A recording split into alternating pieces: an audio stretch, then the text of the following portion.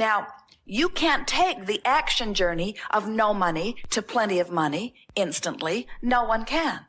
But you can take the emotional journey from fear of where you are financially to more confidence of where you are financially within a matter of minutes. And when you begin to understand that taking the emotional journey is all that is required for you to begin practicing the art of allowing what you want, then you will discover that this creative endeavor has never been about action, and it's never been about words. It's never been about talking your way into something more that you are wanting. It's never been about acting your way into a better position. It's never been about the college degree. It's never been about landing the perfect job. It's never been about the inheritance. It's never been about finding the perfect mate. It's never been about those things that you think it is about. It has only ever been about finding a way right here, right now, to feel good about who I am and where I am. You were born adoring you. That's why you sort of said to everyone, here I am, treat me good. And if you had just been able to remember that everybody else was doing exactly the same thing, then you wouldn't have expected them to stand on their head to make your world perfect. Although we have to tell you, the entire universe stands on its head to make your world perfect. Every time you ask for anything, no matter how great or small it seems to you or anyone else, it is always given. Every subtle preference or every raging desire, universal forces are lining up circumstances and events to give it to you every single time, no exceptions. So you say, then where is my stuff?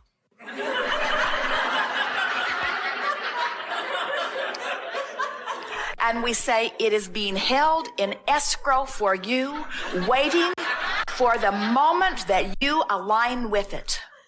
And as long as you're saying, where is my stuff? I see that it's gone. I cannot find it anywhere. I've expected it, but it's not here. My neighbor is getting it. My mother is getting it. My children are getting it. Everybody's getting it, but it's not coming to me. Where is it? I demand to know where it is. We say, in your keen awareness that it's not there with you, it cannot come there with you. You might want to start softening those words. You might want to begin taking an emotional journey. Now, here's the key. Taking the emotional journey not because you're trying to get the stuff. The emotional journey because it feels better not to worry about not having the stuff than it does to worry about not having the stuff. The emotional journey because it feels better to anticipate things improving than it does to worry about things not getting better. The emotional journey because it feels good to love and it feels awful to hate. The emotional journey because it feels better now. So yes, we do teach selfishness. Because if you are not selfish enough that you care about how you feel now, right now, where all of your power is now. Not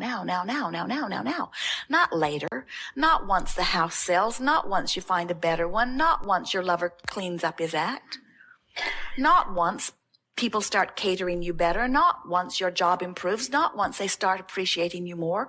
Right now where you have all the power. You have the power to tweak your thought process to make you feel better now. And until you decide that that is the work, then you don't understand art of allowing. Art of allowing yourself to be in vibrational alignment with the well-being that you deserve. Now you know everything that is important. There isn't anything else that we could ever say to you that would be more important to you than recognizing that you hold the key now to opening the vibrational vortex to allow the emotional journey that will make you feel better now.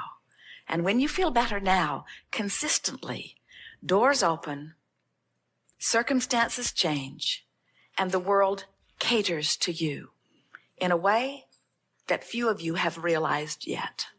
And those who watch say, who decided that you were the blessed one? Who anointed you king of the world? How is it that you have only to softly give a thought of preference, and next time you turn around, there is an avenue through which it can be fulfilled? And you say, oh, haven't you heard? I am the blessed one. Haven't you heard? I am the center of the universe. Haven't you heard? I only have to ask and then not get in my own way.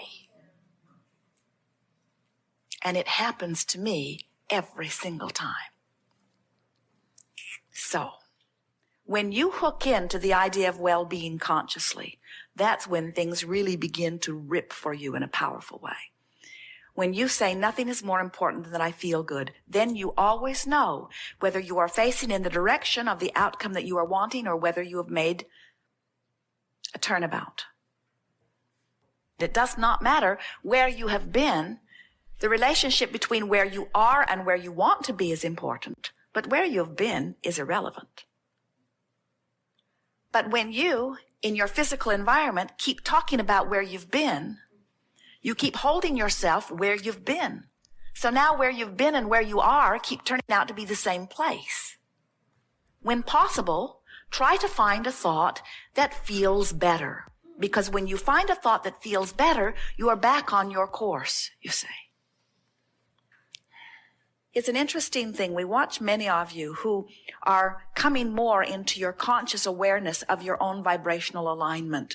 And there is almost a feeling of resentment when you find other people around you that are making sort of shock waves in your vibration. It's sort of like what you're wanting to say to them is either go away and be a non-vibrating issue in my energy field or get it right. And neither one of those things can happen as long as you've got your eye on them. In other words, you sort of hold to you the very thing that you are not want. They and what they think have to become a real non-issue to you. And so you can do that. Have you ever been around someone who, maybe it was a child, who was making up a complete fantasy, an absolute fabrication about something, and you didn't really think that they were going to get a unicorn and jump over the moon on it, but they're talking to you about it. And so you just smile and say, that's nice. And you don't try to dash their dreams. You don't try to set them straight. You're willing to let them have their fantasy while you go about whatever you are doing.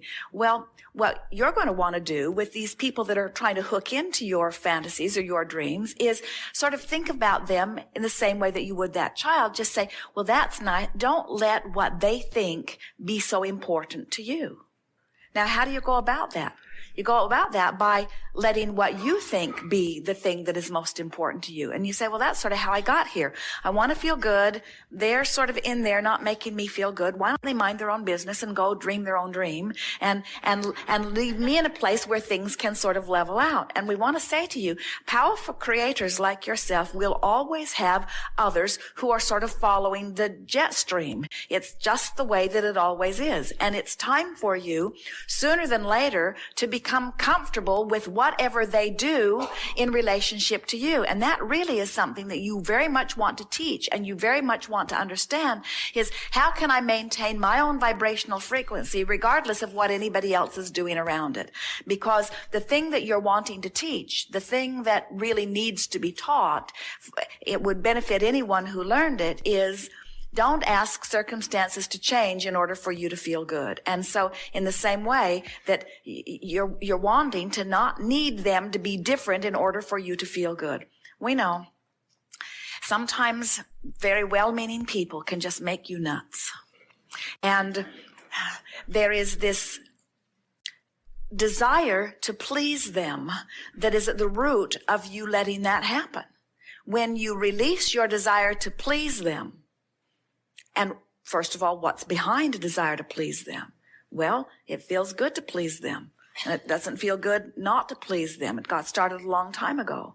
But what's at the root of needing to please someone else is you tried, not just you, almost everyone, you tried to fill the void of your not connection to your inner being by pleasing someone else who could shine a little approval or appreciation on you. In other words, it was sort of a flawed substitute for true connection. And now it's sort of a vicious circle because you're in that habit of trying to please them because it has paid off in some ways in the past, but in trying to please them, you are at the same time sometimes not able to please yourself. We sort of dabbled on this topic earlier, and let's go back to it because it's really an important topic, and it is the topic of how can I feel so good about who I am that it's all right with me, even if somebody's looking at me and they're not approving of who I am. That's ultimate worthiness, isn't it? I like me so much that it no longer matters to me how you feel about me, which means now I'm free from standing on my head to get your approval. But the big payoff is when you really feel that free and you really feel that worthy, you're delicious to be with, and everybody who's with you benefits. And you can feel it's just that slight tweaking that you're waiting to get into place. So how do you go about it from where you are? Do you say, buzz off and leave me alone? Well, how does that feel? Now, let's talk about this emotional scale. We've been trying to encourage people to reach for the thought that feels a little better. And so when you, in your mind, imagine saying something to someone, you can feel whether it's moving you closer to where you want to be or further from where you want to be. So that's the rule of thumb that we would use. In other words, telling them to go away and leave you alone takes you this way on the emotional scale, not this way. Telling them that they're pressuring you takes you this way, not this way.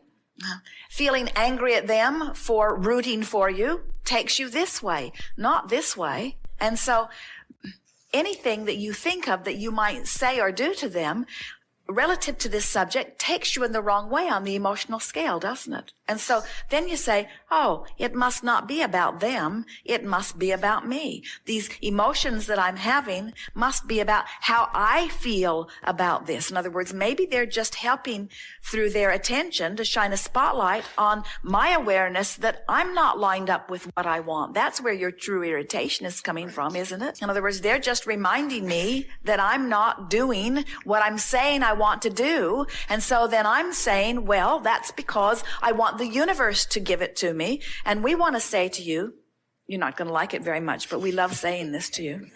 If you were in alignment with your dream, the universe would be giving it to you right now. But it's all right for your dream to be an expanding dream. And that's the hard part about co-creating. When you co-create with others, sometimes every time you co-create with someone else, the things that they want get vibrationally factored in. And so it's very important, especially when you are co-creating, that you continue to talk to yourself about what is important to you so that what is important to you becomes the dominant vibration. So now we're going to tell you what's bothering you about all of this. You have not yet, and you're not alone in this, given yourself permission to let what you want be your dominant vibration. Mothers have that a lot. They care so much more about how their children feel than about how they feel. But it happens with everyone. In other words, it's this thing where you care so much about somebody else's well-being. We were visiting with a woman recently who is living in a place that she is really not very happy. She bought a condominium, and there are all kinds of rules and restrictions that were not completely appealing to her. And she moved in before she'd really thought it all through. But the excuse she's using to leave a place she doesn't really want to be is that the rule says the cat has to stay indoors all the time.